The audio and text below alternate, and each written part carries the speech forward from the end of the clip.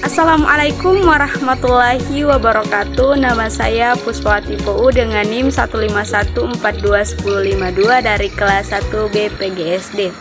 Di sini saya akan membuat video untuk memenuhi ujian tengah semester mata kuliah pengantar pendidikan di bawah asuhan Ibu Dr. Asni Ilham, SPD MSI. Baik, di video kali ini terdapat 3 soal yang akan saya bahas. Soal yang pertama yaitu dalam teori pendidikan hakikat manusia dibedakan dalam 4 dimensi kemanusiaan. Jelaskan implikasi dari keempat dimensi kemanusiaan tersebut dalam pendidikan. Untuk menjelaskan soal di atas, saya akan menjelaskan terlebih dahulu apa itu pendidikan. Pendidikan adalah pembelajaran, pengetahuan, keterampilan, dan kebiasaan sekelompok orang yang diturunkan dari satu generasi ke generasi berikutnya melalui pengajaran, pelatihan, atau penelitian. Baik, poin yang pertama dari 4 dimensi kemanusiaan yaitu manusia sebagai makhluk individu. Manusia sebagai makhluk individu adalah bahwa manusia itu bersifat unik atau khas. Kedua, manusia sebagai makhluk sosial. Manusia sebagai makhluk sosial adalah bahwa manusia menyadari akan adanya subjek-subjek yang lain dan tidak mampu hidup ataupun lahir dan dibesarkan tanpa orang lain. Ketiga, manusia sebagai makhluk susila. Manusia sebagai makhluk susila adalah manusia membedakan antara yang baik dan yang buruk. Dalam masyarakat, nilai diperlukan dalam konteks hubungan antara manusia agar interaksi dari para pihak dapat terjaga. Keempat, manusia sebagai makhluk religius.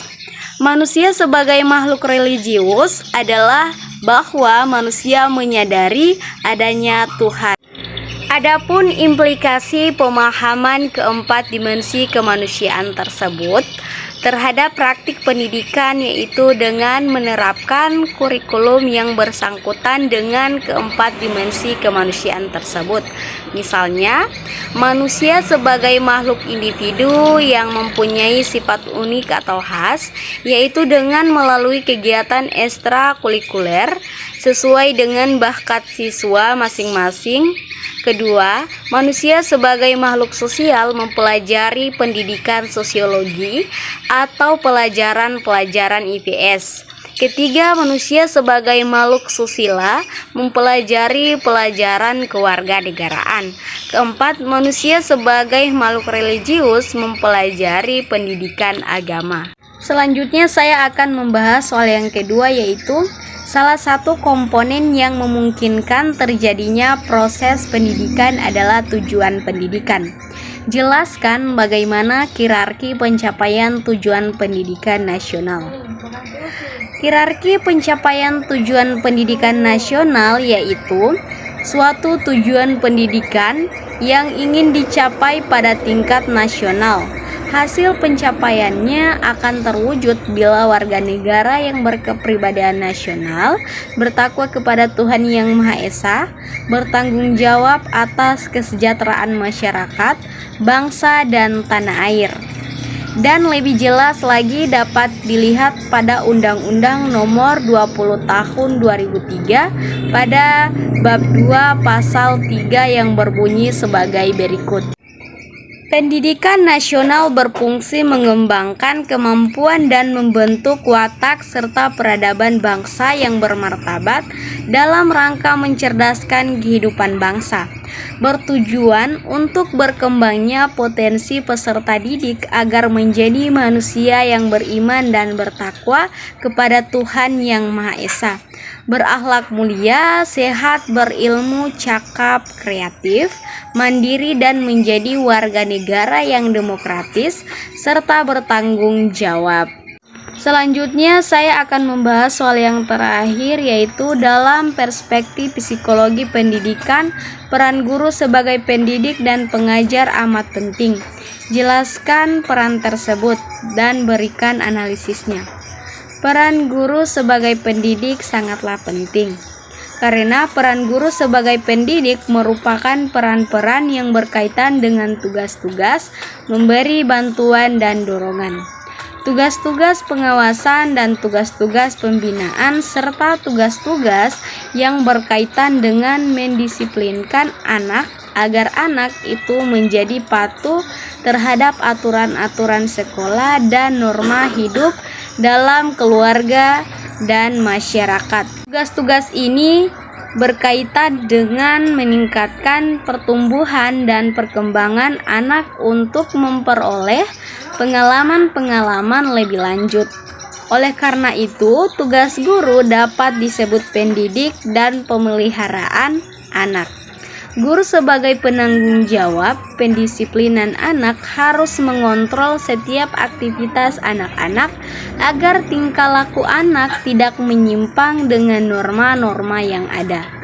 Model pembelajaran berkarakter yang pertama, pembiasaan, adalah sesuatu yang sengaja dilakukan secara berulang-ulang agar sesuatu itu dapat menjadi kebiasaan. Kedua, keteladanan, memiliki fungsi untuk membentuk kepribadian anak guna menyiapkan dan mengembangkan SDM.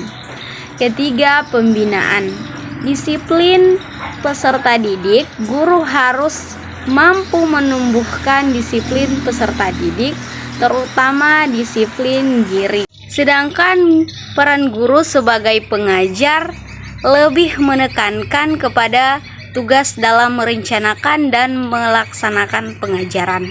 Dalam tugas ini, guru dituntut untuk memiliki seperangkat pengetahuan dan keterampilan teknik mengajar, di samping menguasai ilmu atau bahan yang akan diajarkannya. Dalam kegiatan pembelajaran, guru akan bertindak sebagai fasilitator dan motivator yang bersikap akrab dengan penuh tanggung jawab, serta memperlakukan peserta didik sebagai mitra dalam menggali dan mengolah informasi menuju tujuan belajar mengajar yang telah direncanakan. Guru dalam melaksanakan tugas profesinya selalu dihadapkan pada berbagai pilihan, karena kenyataan di lapangan kadang tidak sesuai dengan harapan, seperti cara bertindak, bahan belajar yang paling sesuai, metode penyajian yang paling efektif, alat bantu yang paling cocok, langkah-langkah yang paling efisien, sumber belajar yang paling lengkap, sistem evaluasi yang sesuai. Selanjutnya, ada beberapa hal yang harus dilakukan oleh seorang guru dalam pembelajaran, yaitu membuat ilustrasi, mendefinisikan, menganalisis, bertanya, merespon, mendengarkan, menciptakan kepercayaan, memberikan pandangan yang bervariasi, menyediakan media untuk mengkaji materi standar, dan menyesuaikan metode pembelajaran. Agar pembelajaran memiliki kekuatan yang maksimal, guru harus senantiasa berusaha untuk mempertahankan dan meningkatkan semangat yang telah dimilikinya ketika mempelajari materi. Berdasarkan uraian di atas, maka jelaslah bahwa peran guru, baik sebagai pendidik maupun sebagai pengajar, pada hakikatnya saling berkaitan satu dengan lainnya. Dengan kata lain, kedua peran tersebut harus dilaksanakan secara berkesinambungan dan sekaligus merupakan keterpaduan.